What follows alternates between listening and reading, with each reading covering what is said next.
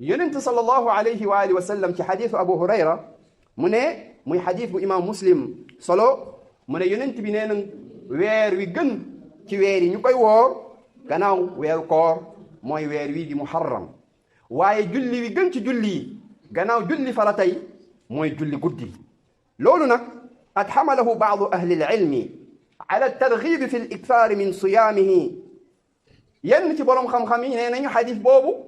dafay ñaaxaate ci ñu woor li ëpp ci weer wii te li leen jox ndëslaay wala la ñuy jël comme ndëslaay mooy xadiisu sunu yaay Aïcha te imaam Muslim ba tey soloo ko.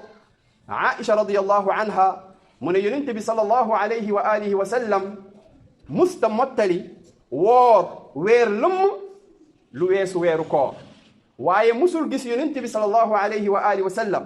muy woor ci weer li ëpp lu muy woor weeru Shaabaan. kon borom xam-xam yi ñenn ci ñoom ne kon loolu tegtal la buy wane ne xadiis bi yonent bi ne woor ba gën gannaaw Ramadan mooy woor weer wii di baraxlu muy muharram yaani bu ko defee mu ne loolu dañ koy yóbbu ci soññaate ngir nit ñi woor la ci ëpp waaye waruñu woor lépp donte leneen ci borom xam-xam yi ñu ne ñoom dañuy bàyyi xadis bi ci zaahiram te zaahiru xadis bi yadullu ala siyaami ash-shahri kullih wal ilmu inda Allah. wa min ahkaami hada ash-shahr anna fihi yawma ashura bokk na ci attey bi weer wii nga war koo xam yow jaamu yàlla bi mooy ne weer wii di weer muharram ci la bis boobu ñu tuddee tamxarit ci la aju muy bis bu am ngëneel te mooy bisu fukkeel ci weer wii. bokk na ci attey weer wii di weer al muharram mooy ne bisu tamxarit ca la nekk te mooy fukkeelu fan ci weer wii. fukkeelu fan ci weer wii mooy bisu tamxarit bis boobu nag am na ay ngëneel waaye woor ko tamit bari na ay ngëneel ndax bis la bi borom bi tabaraka wa taala musalee firawn yaani Muusa ak waa banu Israil waaye ca la yàlla alakee firawna ak ay nitam bis boobu la. waaye bis boobu comme ni ko yonente sallallahu alayhi wa sallam waxee ci xadiisu Abdullah ibn Abbas radiyallahu anhuma mu ne yonente bi lamma qadima al-Madina ba mu ñëwee Madina mu fekk ahlul kitaab yasuumuuna dalika al-yawm ñuy woor bis boobu di weeru bisu tamxarit fa sa'alahum an-nabi sallallahu alayhi wa sallam fa aqarru lahu dalik ay anna allaha azza wa jal qad najja nabiyahu Muusa fi dalika al-yawm fa saamahu Muusa shukran lillah fa kadalika hum yasuumuuna ñoom ñu ne ko bis bii day ci la yàlla musalee woon firawn yaani Muusa afwan ak ay nitam te la labalee firawna ak ay nitam yonente yàlla Muusa daa di woor bis bii ngir santee ko boromam ñoom it dañ koy kay wooral maanaam dañ koy woor ngir roy ko ca.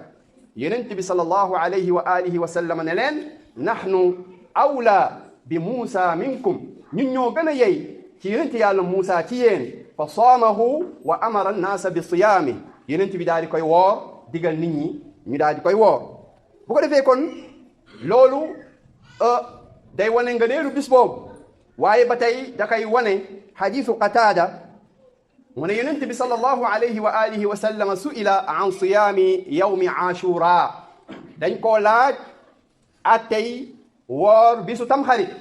yonent bi sallallahu alayhi wa sallam mu ne leen ahtasibu ala allah an yukaffira as-sana allati qabla maa ngi sakku peyoor ca yàlla yaakaar ci bis boobu maanaam wooru bis boobu mu nekk lu ci yàlla di faree atu maanaam bakkaaru at bi weesu maanaam yow boo wooree bisu tamxarit mooy ne sa borom subhanahu wa taala faral na la ci bakkaaru at bi weesu kon loolu nga ne la bu rëy rëy rëy te mooy woor bisu tamxarit muy bisu fukkeel bi wala nga boole kaak bisu juróom-ñeenteel bi comme mébét bi yonent bi alayhi salaatu wasalaam amoon ne la in baqiitu ila qaabilin la asuumanna taasi